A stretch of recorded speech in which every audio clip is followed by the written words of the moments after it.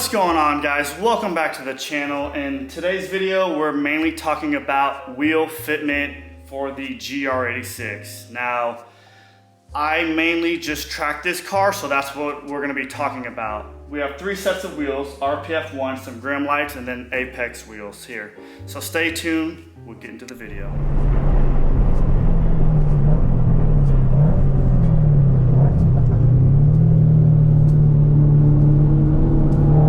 Okay, so what we're gonna do first, before we kind of get into the specs of the wheels, I get this question a lot, what size are they? What tires are running? Alignment, do you got a cut? Do you need control arms and all that? We're gonna answer all those questions in this video, but first, I want to take measurements of the ride height, front and then rear.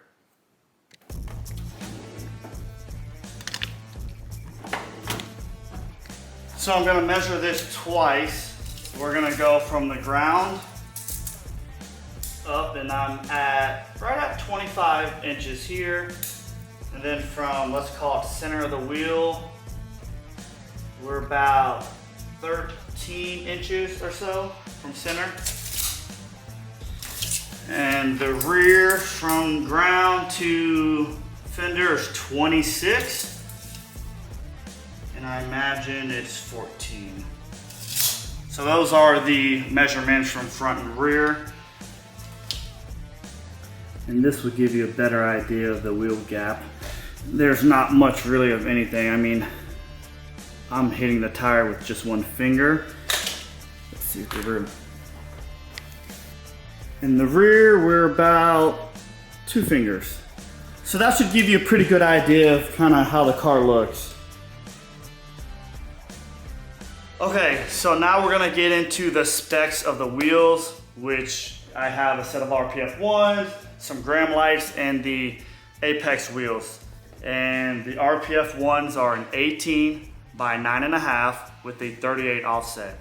The same for the Graham lights. The Apex wheels are a 17 by 9.5 with a 40 offset.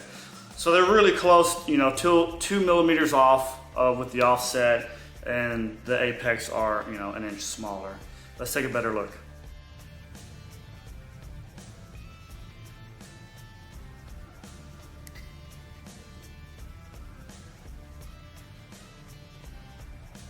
All right, so these are the Apex wheels. And as you can see, there's rubber everywhere. But there they are right there. So that's 17, 9.5. 40 is the offset there.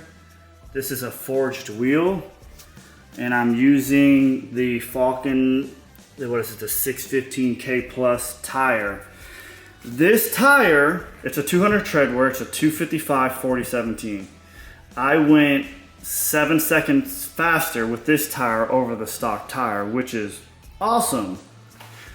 But then I switched to the Bridgestone, the RE71 RS, in a 255 3518, and went almost 4 seconds faster than this tire. And I only got literally 2 hot laps with these tires, and I think there's a little bit more.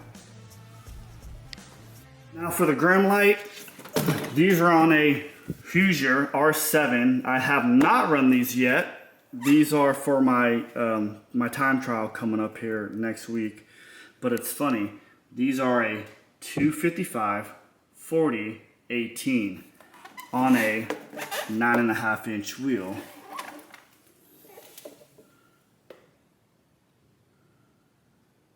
And they fit really good. So this should give you an idea that Hoosiers run really, really wide.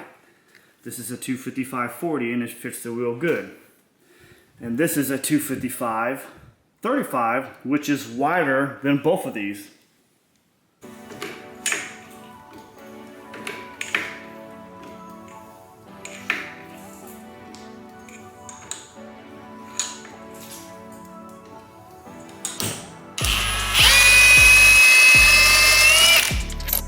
Really quick, if you're wondering, I'm running the raised lug nut also. They're really light, but the part is that they weren't, because I have extended studs, I had to drill out the top of them to get them to fit. And I thought, you know, because of the size that they would, but they didn't. So if you're gonna get these same lug nuts, you know, they work great, you're just gonna have to drill a hole in them, and they're, I don't know, what, 140, 150 bucks.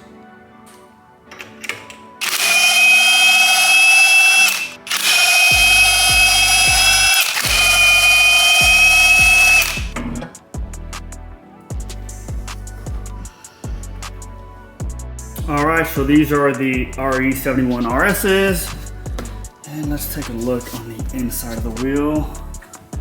And again, if you can see it, it is a 18.9.5, and the offset is, I don't know if it says it or not, but same thing, it's a 38, same as the wheel, the raised wheel.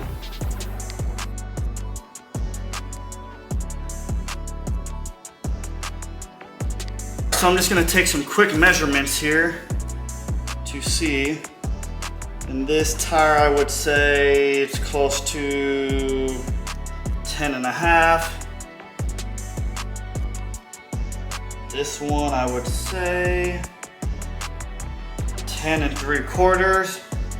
And then the Hoosier is right at 10.5 also. So again, 255/40, 255/35, and a 225/40. So now we're gonna weigh them since I got them all off the car.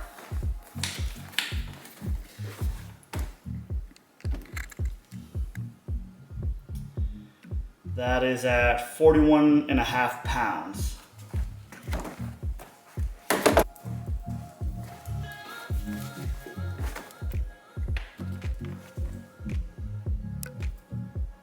These are 43.7. All right, so now we're gonna weigh this forged wheel.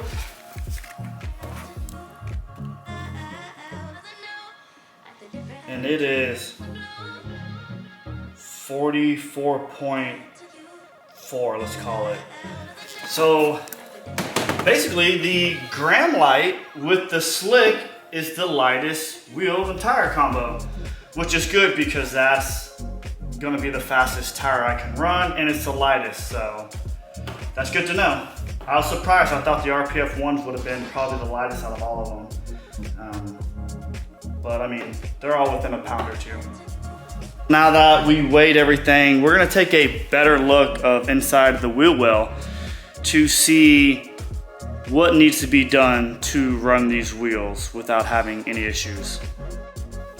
All right, so inside the fender well, you can see some rubbing right here, and I only saw it rub at full lock and a tad up here.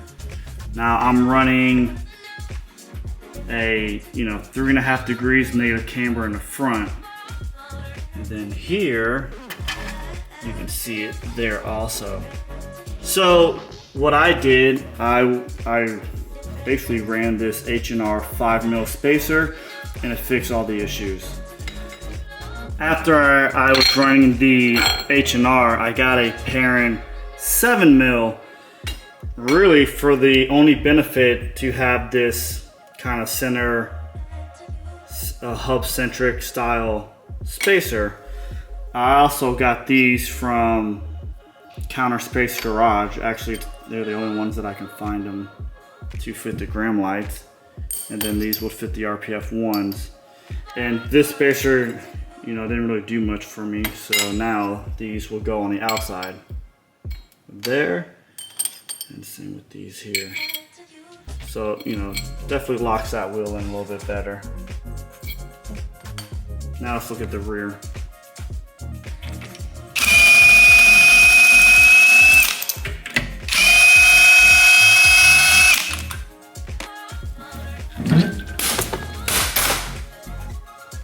Okay, so back here tells a different story. And if you look, basically right in here, it would rub. And it would only rub on, for example, like turn 17 at Sebring, where I have the suspension really loaded and I'm still on power, and you know, it's slightly rubbing, and that's it. So all I did to solve that problem was adjusted the dampeners so they wouldn't compress as much, and it solved that problem, but no rubbing anywhere else.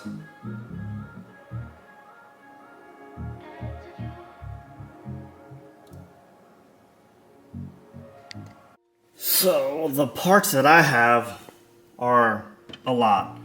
We have the Racer X upper control arm.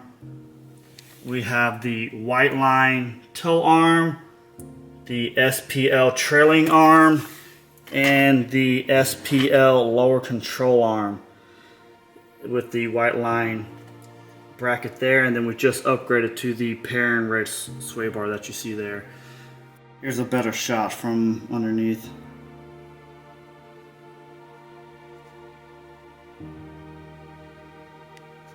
So if you're wondering, do I really need uppers and lowers and the toe arm and trailing arms to get these wheels to fit? No. I would say you need at least one of the arms to do it. The lower arm is easier to adjust and to install. But from what I'm being told, the upper arm is probably better for, I guess, the angle of the axle, is what they tell me. I'm only running 2.5 degrees of negative rear camber, and I don't feel I need more based off of the tire wear, the temps, and the traction that I have. We are running a thicker sway bar at the moment. That might change some things. That might help me, you know, less body roll to where maybe I can soften the rear suspension and not have any rubbing here. I hope this helps. If you have any questions, comment down below. I'll leave some of the links to the centric rings that I got for them. You can also, you know, send me a message or follow me on IG, also Phelps Garage. And that will do it for this video. Thanks for watching.